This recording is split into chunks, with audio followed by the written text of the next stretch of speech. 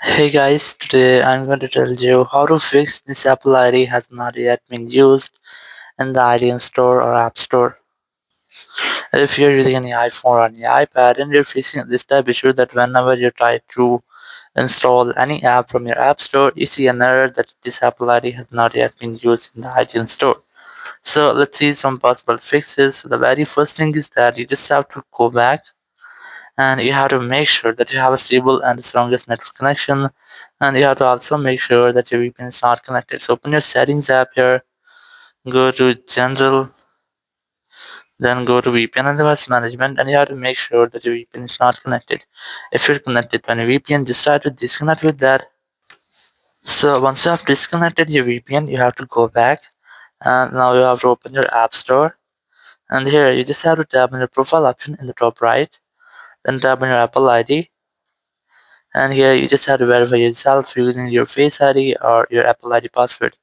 And here you just have to select country or region, and you just have to try to update your payment method and also your billing address.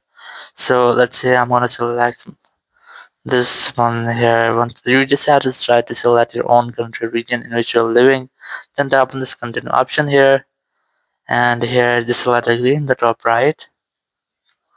And here you just have to try to add your payment method. If you have your credit or debit card, your Apple Pay or your PayPal account, you can easily add it here.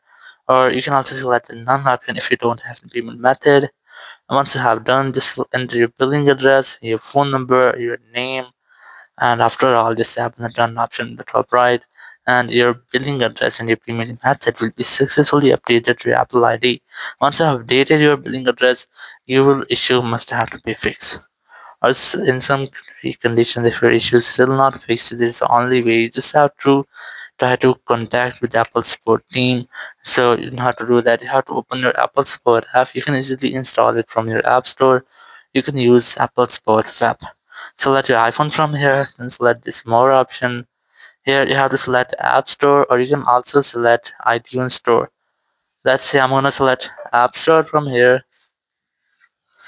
and here you just have to wait for this loading, and then tap on Get More Help. Then tap on call us. After that, you'll find a phone number. Whenever you want to talk, you have to simply dial this phone number and you will be connected with Apple's supporting number. You can discuss about your issue and get official help from there.